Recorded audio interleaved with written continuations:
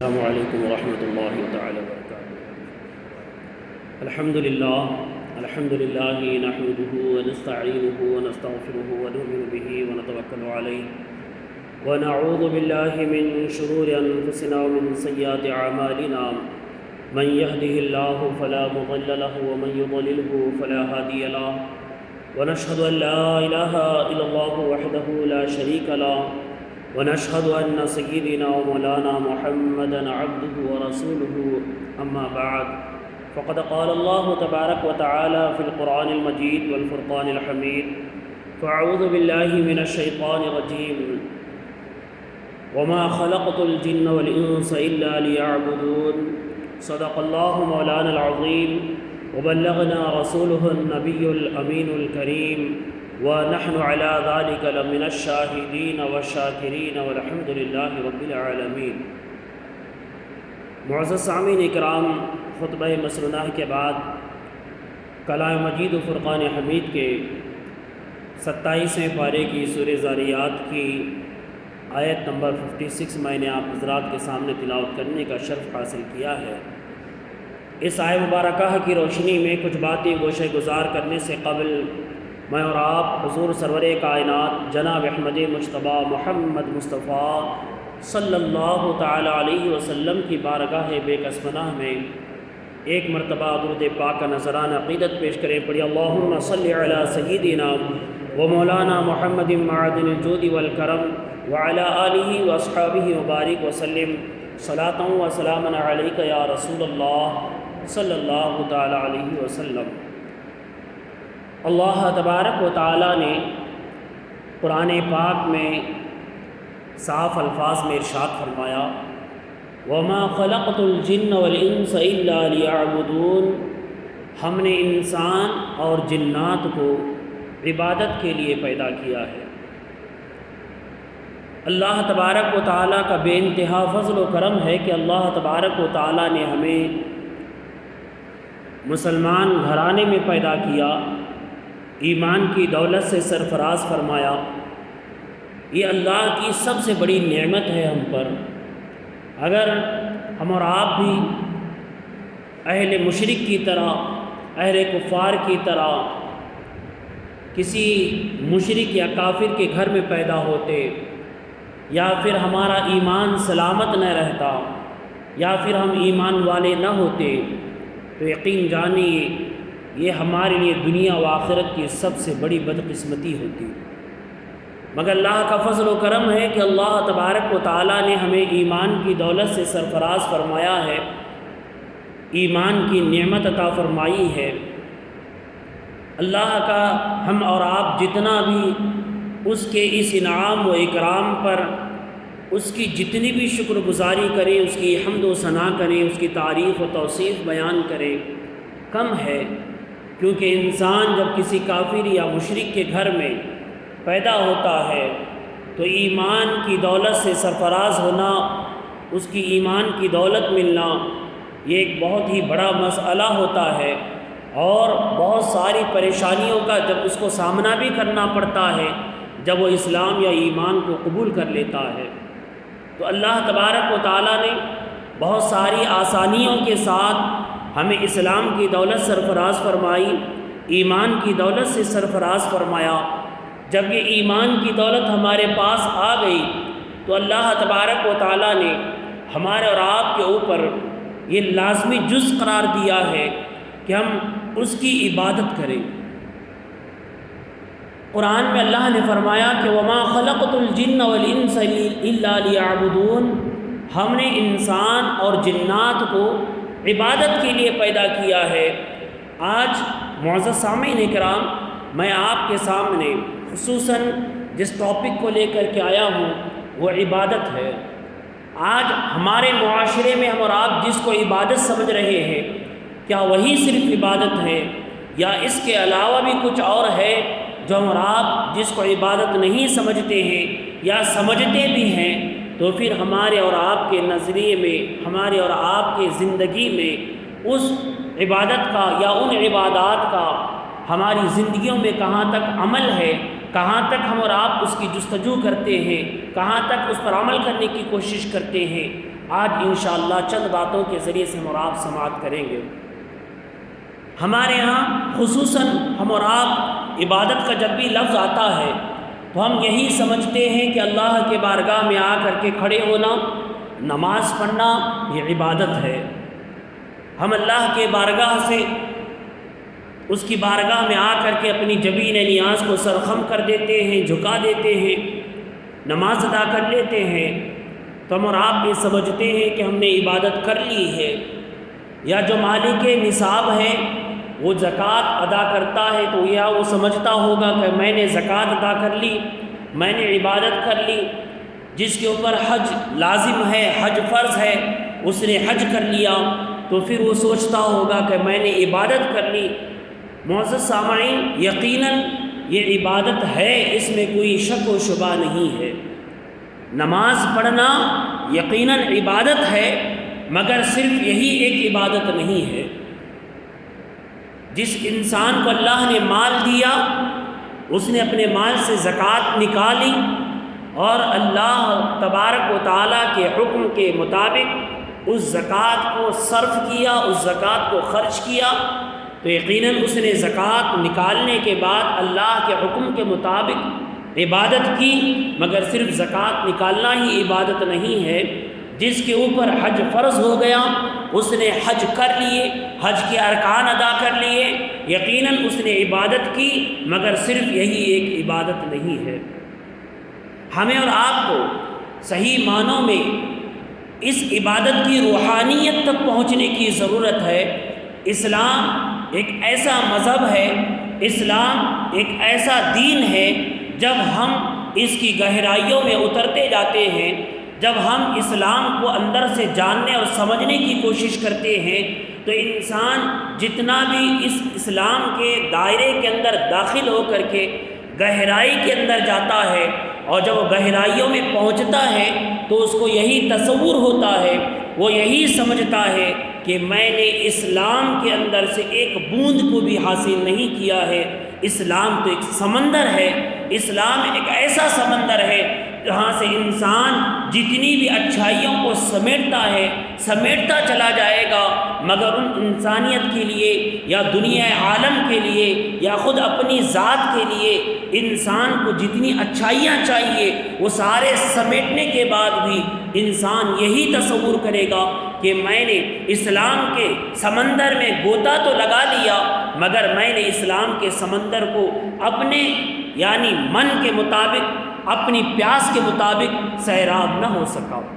یہ اس وقت کی بات ہے جب انسان اسلام کی گہرائیوں میں اترنے کی کوشش کرتا ہے، اسلام کی جو حقیقی معنوں میں اللہ تبارک و تعالیٰ نے جو کنسپٹ رکھا ہوا ہے اس چیز کو حاصل کرنے کی کوشش کرتا ہے، تو تب اس کو یہ محسوس ہوتا ہے کہ میں نے سمندر میں سے ایک قطرہ بھی حاصل نہیں کیا ہے۔ ورنہ آپ میری بات سے سہمت ہو سکتے ہیں، نہ سہمت ہو تو کوئی بات نہیں ہے۔ ہم اپنے معاشرے میں اپنے آپ پر، کسی اور پر نہیں، اپنے آپ پر قیاس کر کے دیکھیں۔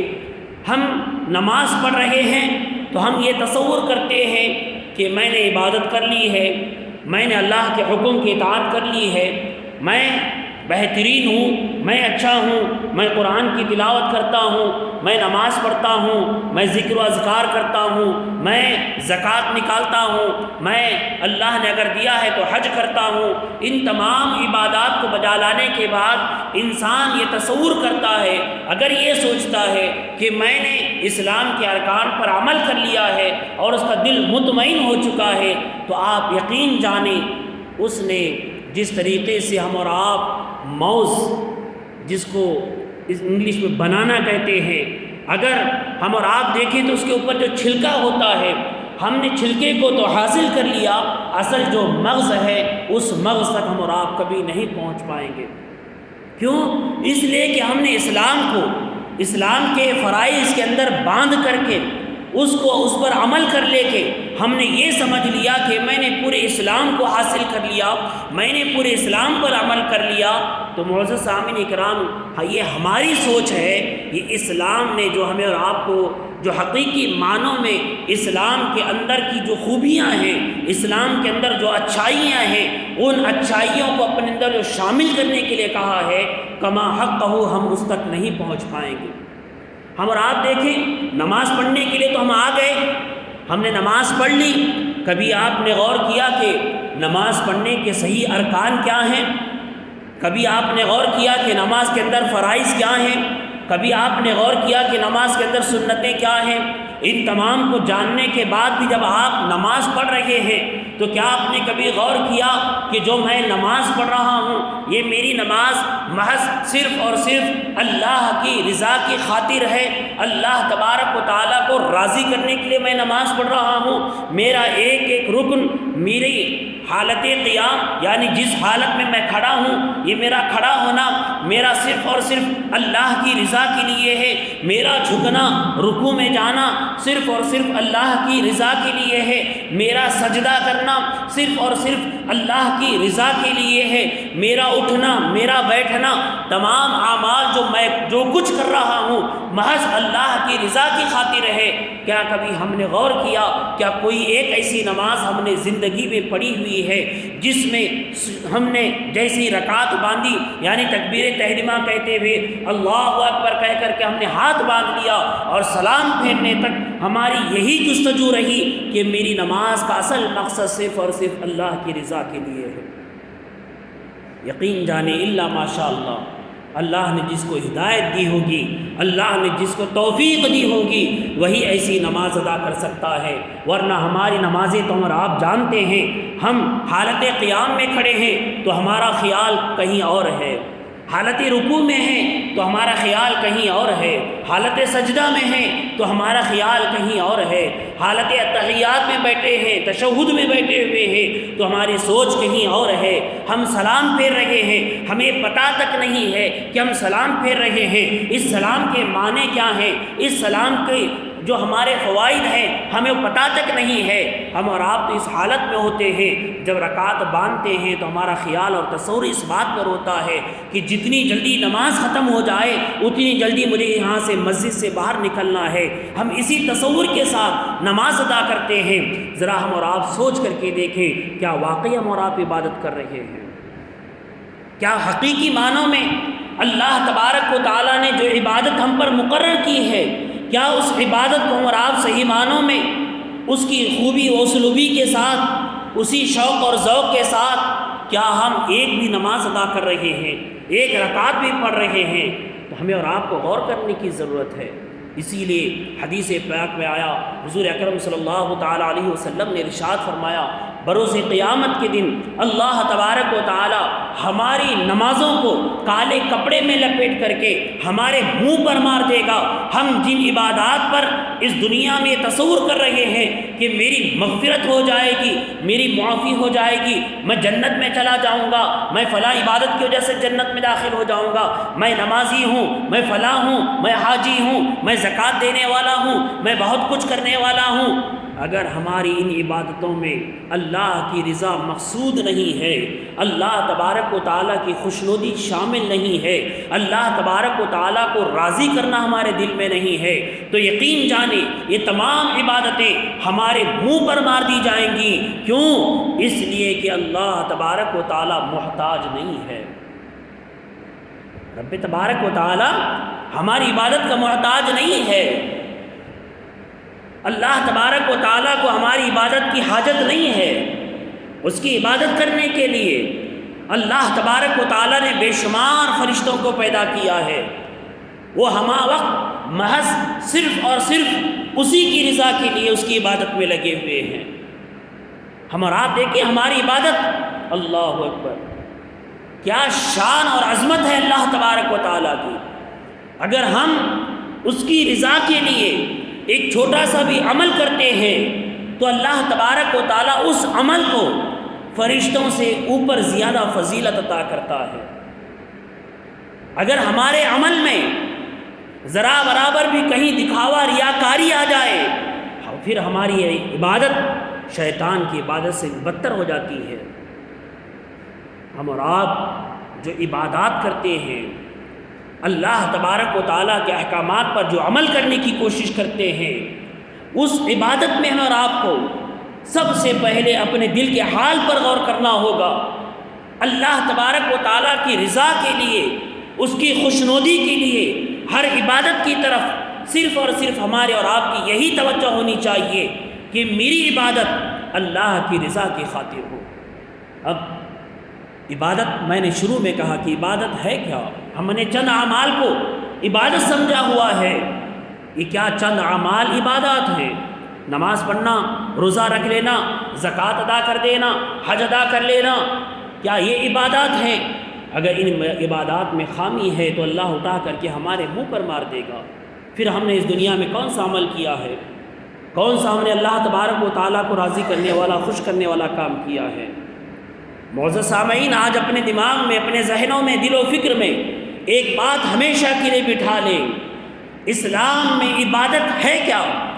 صرف اور صرف نماز، روزہ، زکوٰۃ، حج کا نام عبادت نہیں ہے، بلکہ اسلام کے اندر عبادت ڈو اور ناٹ ڈو، یعنی اسلام یہ کہتا ہے کہ اللہ نے جو کہا اس کو کرو، جس سے منع کیا اس سے اپنے آپ کو روک دو، یہی عبادت ہے۔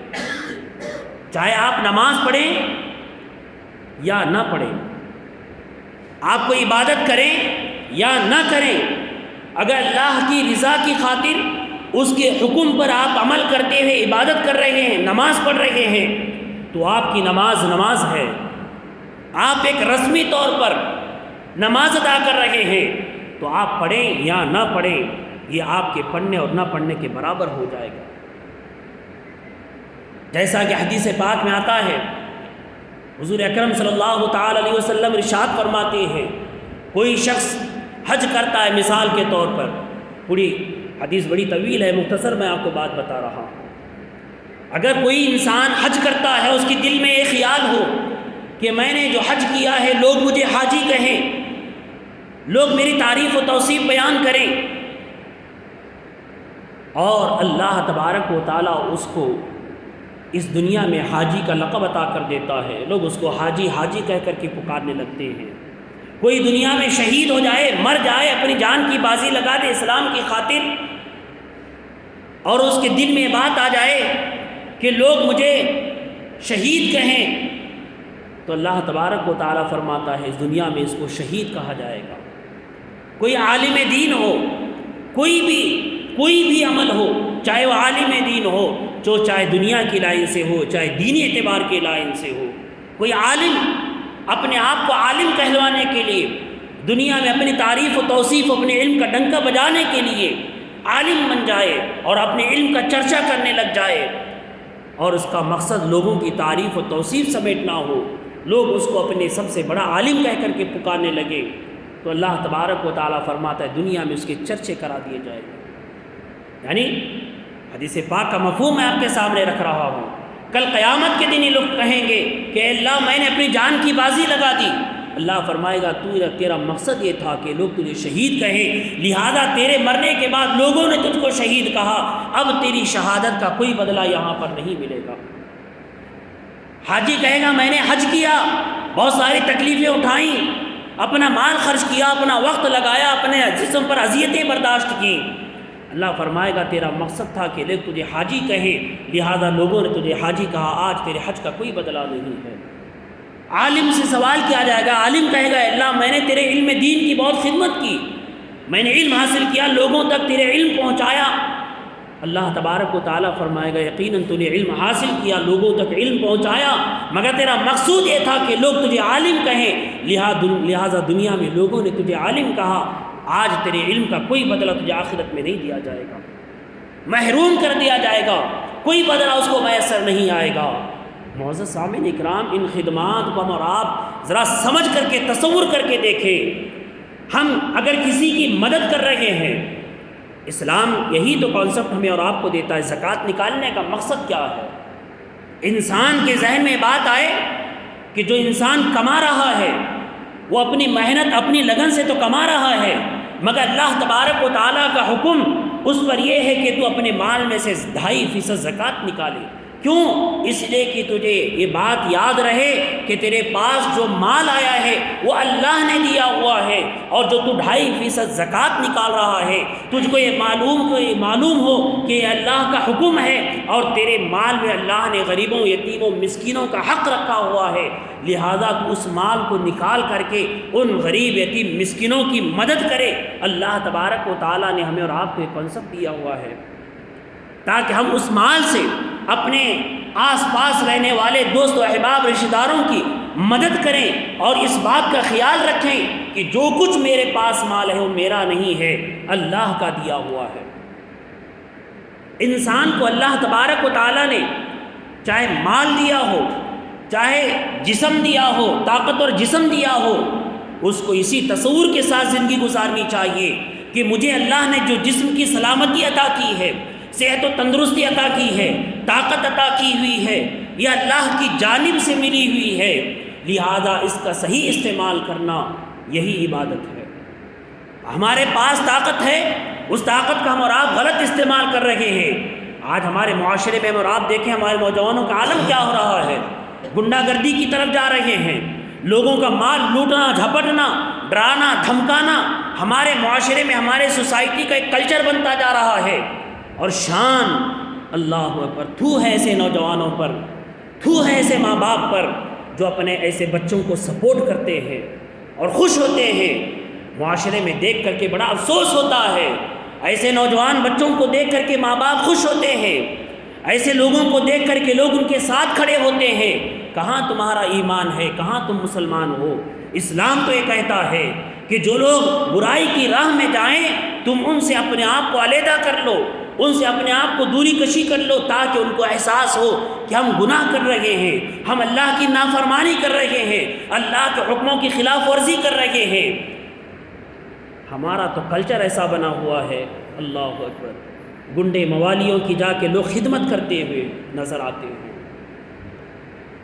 ان کے پیروں کے تلے پڑے ہوئے نظر آتے ہیں، ان کے پیر چاٹتے ہوئے نظر آتے ہیں۔ اگر جتنا یقین اس بدماش پر تو نے رکھا ہوا ہے، اس جاہل پر رکھا ہوا ہے، اتنے ہی یقین کے ساتھ اللہ کے بارگاہ میں فریاد کرتا تو اللہ تبارک و تعالیٰ تیرا مسئلہ حل کر دیتا، مگر اللہ سے امید نہیں ہے انسان کو۔ اس دنیاوی گنڈوں اور جاہلوں پر اعتبار آج ہمارا اتنا ایمان کمزور ہو چکا ہے۔ عبادت یہ ہے کہ اللہ نے جس چیز کو منع کیا تم اس سے رک جاؤ، اللہ نے جس بات کی تمہیں اجازت دی ہے اس پر عمل کرو، یہی عبادت ہے۔ اور ہم نے سمجھا ہے کہ نماز پڑھ لینا عبادت، آج تو معاشرہ بن چکا ہے۔ آج ہم ایسے ایسے لوگوں کو ہم دیکھ رہے ہیں، لوگ ہمارے پاس آ کر کے بتاتے ہیں تو بڑا تعجب ہوتا ہے، لوگ اپنی برائیوں کو چھپانے کے لیے بہترین ٹوپیاں پہن لے رہے ہیں، جبے پیجامے پہن رہے ہیں، اپنے چہروں پر داڑیاں سجا رہے ہیں، اور کاروبار اللہ پر کوئی سود کا کاروبار کر رہا ہے، کوئی اپنے جھوٹ کو چھپانے کے لیے، دھوکہ دینے کے لیے کر رہا ہے۔ اسلام نے ہر جگہ پر تمہاری رہبری اور رہنمائی کی ہوئی ہے۔ اسلام ہرگز اس بات کی اجازت نہیں دیتا ہے کہ تم سود کا کاروبار کرو، اسلام ہرگز اس بات کو پسند نہیں کرتا ہے۔ اسلام تو یہ کہتا ہے کہ جو سود کا کاروبار کرنے والا ہے تم اس کی چھاؤنی میں بھی مت کھڑے ہونا، اس کا ایک گلاس پانی پینا بھی تمہارے لیے منع کیا گیا ہے۔ آج کوئی سود کا کاروبار کرتا ہے، بریانی بنا دے تو لوگ کتوں کی طرح جھپٹ پڑتے ہیں، حرام و حلال کی تمیز بھول جاتے ہیں۔ معاف کیجیے گا میرے الفاظ بڑے کڑوے ہیں، مگر یہ ایمان کی باتیں ہیں، اسلام کی باتیں ہیں۔ آج ہمارے اندر سے اسلام اور ایمان کا درد ختم ہو چکا ہے، حرام و حلال کی تمیز اٹھ چکی ہے۔ آج ہم کہہ رہے ہیں مسلمانوں کے ساتھ یہ سب کچھ کیوں ہو رہا ہے، مسلمانوں کو کیوں مارا جا رہا ہے، مسلمانوں کو کیوں پیٹا جا رہا ہے، مسلمانوں کو کیوں کاٹا جا رہا ہے۔ کبھی ہم نے اپنے اعمال پر غور کیا ہے؟ کبھی ہم نے اپنا محاسبہ کیا ہے کہ ہم آج کہاں کھڑے ہیں؟ ہم تو مسلمان ہیں، ہم کلمہ پڑھنے والے ہیں، نماز پڑھنے والے ہیں، ہمارا ظاہری پن تو مسلمان کا ہے، کیا باطنی طور پر ہم واقعی مسلمان بن چکے ہیں؟ کیا باطنی طور پر ہمارے اندر اسلام داخل ہو چکا ہے؟ کیا باطنی طور پر ہم اور آپ اسلام کو صحیح مان کر کے اس پر عمل کرنے والے بن چکے ہیں؟ ذرا غور کرنے کی بات ہے۔ عبادات صرف ان ظاہری اعمال کا نام نہیں ہے۔ نماز، روزہ، زکوٰۃ، ہم نے حج کر لیا، اس پر عبادات یہ ظاہری اعمال کا نام صرف عبادت نہیں ہے۔